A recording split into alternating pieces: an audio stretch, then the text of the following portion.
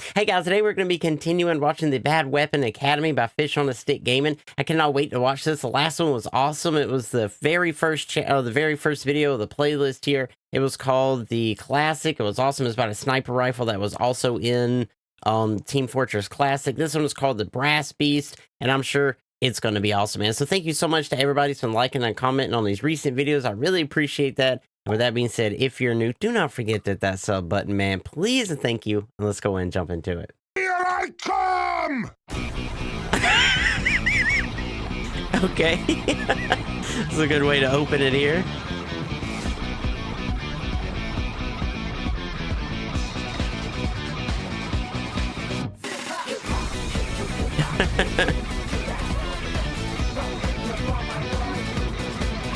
Dang. Rip, dude.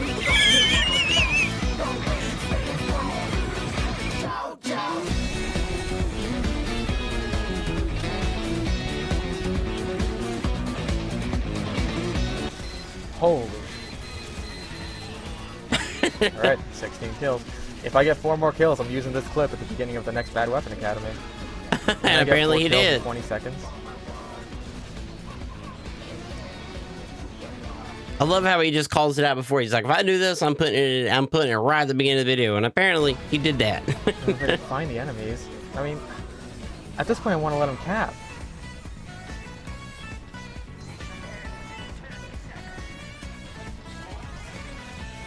Come on, push! He said, come on. Man. Oh! Uh-oh, there it is. There it is.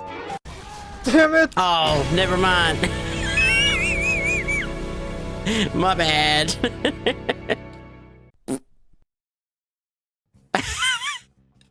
Welcome to Bad Weapon Academy.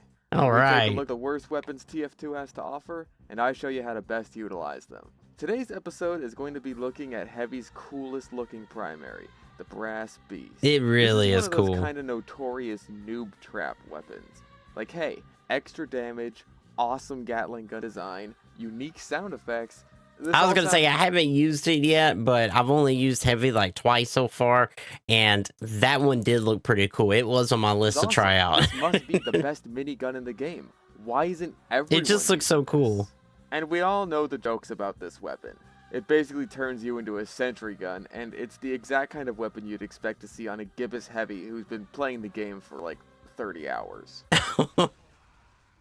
That's fucked. you? Get That's fucked. seriously you? I wasn't. Get out of town. Oh, that's how you kill me. The Yeah. only reason I wasn't like fighting you is because I'm like, there's no way he's like this stupid brass beast head. He's just I like know. brainlessly revved up. Like he suddenly becomes sentient when I get near you. But how can we turn this stigma around? How can we take this joke of a weapon and make the enemies fear you and your 20% extra damage? Well, let's find out. First off, let's analyze the stats in detail. Like the last episode, we have one pretty spectacular upside and a lot of major downsides. Our one major upside this time is a 20% I love the Pokemon bonus music. to your minigun's damage. This comes I'm pretty sure that's from Pokemon Emerald or Ruby or Sapphire. I could be wrong. I'm pretty sure that is from down the to 3rd about gen. an extra 100 damage per second compared to the stock at point blank range. To quote Phil Swift, It definitely is. Pokemon, I played so much Pokemon Ruby back in the day. Like when I was a kid, Pokemon Ruby was and it still is my favorite Pokemon game. It is so good, man. that's a lot of damage. And hey, That's a lot does of work damage. underwater. Keep in mind that aside from the Huel Long Heater on burning enemies, this is the only way to get a direct damage buff to your miniguns. No medics or buff banners needed. I'm my own buff banner. Now, at mid-range, this is going to be more like an extra 50 damage per second. And while that's still good, you really shouldn't be firing this at long range, but I'll get into that. Another upside is that you get 20% damage resistance while you're spun up and below half health, or if you get hit by a shot that brings you below half health. What this means is that if you get quickscoped by a headshot once, you can safely retreat without having to worry about getting headshot again and killed. This also helps out during normal confrontations, as you're going to be spun up frequently in order to get the most out of this weapon. And then we get to the downsides. 50% slower spin-up time. Ah, This isn't man, the that worst part of sucks. the weapon, but it is still crippling. That One of sucks, the best man. feelings when you're playing heavy is the feeling of jumping around a corner into a crowd of people and I having feel like it takes a minute for that thing to wind up already, but to make it even longer, your that's just, minigun ready ooh. to shred through them. The Brass Beast negates a lot of that and leaves you a lot more vulnerable during that spin-up, or just gives your enemies that tiniest window to escape your range. Range Yeah. that you really won't be able to follow up on because, the worst part, you have a 60% slower movement speed while this weapon is deployed. When you're spun up, you're just bait. Spy bait, sniper bait, suddenly it's like everyone wants to kill you. And despite your high damage and resistances, they'll usually be pretty good at doing it because you're just so vulnerable being unable to move. The weaknesses really work against each other in the worst possible way. Because you move so slowly, you really need a means of doing damage quickly to make the most out of your boosted damage. But because you spin up so slowly, you can't do damage quickly, meaning you either get overwhelmed before you can do any damage, or the enemy just runs away far out of your range. It's like this gun was destined for failure. But I am not here to lament It's like this gun was destined to make you lose. the tragedy of a weapon that could have been. Like, come on guys, I haven't even gotten to the bison or the volcano fragment yet. I'm here to tell you how to use this thing. And let me just say, I figured out the secret to this weapon that no heavy main in the world has figured Oh, out. please share Trust with me, us. I've checked. Now let's He talk said I strategy. checked. Again, much like the last episode, this is primarily a defensive weapon. It can be used offensively, but at that point you're almost always gimping yourself for the meme. Pretty much every minigun does the job better. Although on payload it isn't a horrible choice, since like the classic, you can just have the cart push you faster than your actual movement speed while revved up, but that kind of undercuts my secret strategy. Just use any other minigun on offense. When you use this weapon, you need to invalidate its weaknesses. People joke that you should become the Sentry, but I will teach you how to be more than that. Are you ready Okay. for this? The I'm best listening. way to use Brass Beast is... don't use the Brass Beast. No, hold on. I'm actually being serious right now. I knew in my head, I was like, bro, I think he's about to say, don't. See, a problem that pretty much all heavies have is that they are doggedly loyal to the Church of Sandwich. I see maybe a couple people use the banana, but that's it. And don't get me wrong, the sandwich is a very useful tool for not only yourself, but your teammates. But it conflicts with the Brass Beast by turning it flank. into your only means of self-defense, save for your melee, and that leaves the weapon even weaker due to what we talked about earlier. What you need is a positioning and punish weapon. Something to keep the enemy team off your back while you get into an optimal defensive position. Okay. Something to do some damage while you're pushing forward or falling back with your team without having to commit to a painfully slow rev up. I'm talking about the OG heavy secondary, the shotgun. No fucking kidding, the shotguns are, I've found, the absolute best pair with the Brass Beast. They cover Really? its weaknesses fantastically. Like, okay, let's say you're up on some high ground and some players are running in your direction. You drop down, turn them into fucking jelly, but now you're a sitting duck for someone to walk over. Turn him into jelly. Well, with a shotgun, you can safely get back to your high ground and still be able to do reliable damage. Let it be known that a fat scout is something to fear, not laugh at. Just as a battle engineer is no laughing matter, the same is true of the living sentry. Now, which shotgun you use is up to preference. There's 3 to choose from. Stock is obviously very reliable. It's the best all-arounder choice.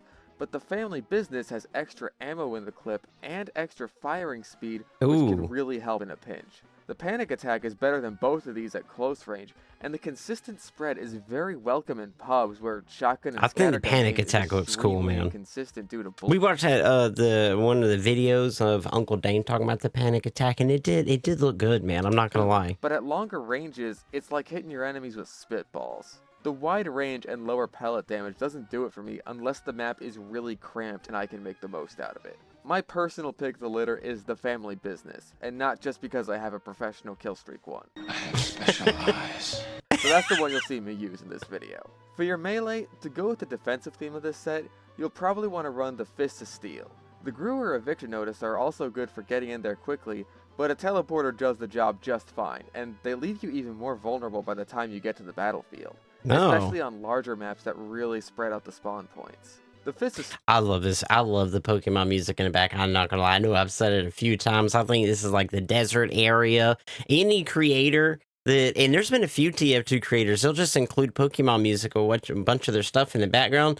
Those creators immediately go up in my book. I love it, man. I Steel love do it. the opposite, making you even bulkier in the event you need to escape a lot of damage and don't have shotgun ammo ready. They're also the weapon of choice if you still insist on running a lunchbox item for this reason.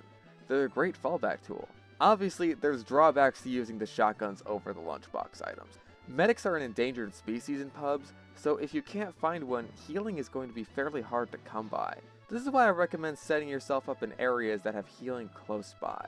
Oh, Hey, it makes sense. If you have access to a health pack, so do your enemies. So it's worth defending not only to keep it to yourself or your wounded teammates, but to prevent the enemies from getting it. Really, the Makes shotguns sense. are better the longer the distance is between your spawn and the capture point. So let's say you're stuck on Dust Bowl last with the Brass Beast. In that situation, it would be better to actually run a sandwich as opposed to a shotgun, since you don't really have very far to run. But while medics are harder to come by than spy crabs these days, engineers are plentiful. And thanks to Uncle Dane's tutorials, a lot of them are actually growing brains. Meaning they're placing their dispensers away from their sentries and not just parking them behind their asses. So you can hold the fort near a friendly dispenser, basically acting as the engineer's backup sentry. You're not only keeping yourself healthy, but defending the dispenser from destruction and keeping your teammates healthy and your engineer happy. And if things get hairy and the dispenser goes down, you can fall back with your trusty shotgun to hold off the enemy. I have, man. I've been playing, a little bit of engineer lately. I've been loving engineer, and the placement of the sentries and the dispensers and everything. Like, if it wasn't for those Uncle Dane videos, Like I said, ain't no you way become I would have more than had just a few the kills by sapient now. sentry gun. You're the sentry gun and the engineer. You mow I've been down loving enemies with engineer, though. superior damage, flat out fucking deleting them at close range. You protect your dispenser and gun down anyone else with your shotgun. You are the whole package. Of course, this may not all work out for you. Sometimes the odds are just against you and you can't find a team with good engineers or medics, or it's just really stacked and the Brass Beast isn't gonna cut it. In these situations, there's not much you can do, especially one-sided team stacks, which is All I've seen to be fucking fighting lately. so if you still want to rip through some motherfuckers with boosted damage, maybe you should go play some MVM. It's a pretty well-known fact that the Brass Beast is basically meta in NVM, but it's worth covering in this video.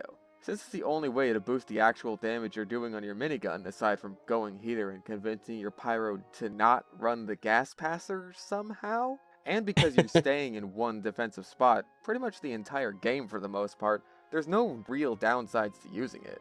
It's almost the reverse of the normal game where the Brass Beast reigns as king and the Tomislav is basically worthless. Pair it with a boosted crit medic or a buff banner and watch as you reach 200,000 damage in 12 seconds. Or 6 rounds, whichever comes first. Now's the time where we ask what we can do to buff the weapon so it doesn't need an episode of Bad Weapon Academy anymore.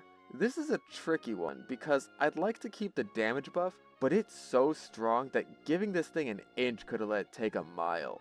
This is called the Beast for a reason. It's just waiting to be unchained and let loose. And the weapon encourages a certain defensive playstyle with its design, and I feel like reducing the speed penalties would detract from that and make it more similar to the other miniguns. Maybe they could be buffed just a tiny bit, like 10-15% each, and make it so the resistance effect takes place while it's revved up no matter what, not just while you're below half health. It would make you a lot bulkier in situations where you need to rev up and not die quickly.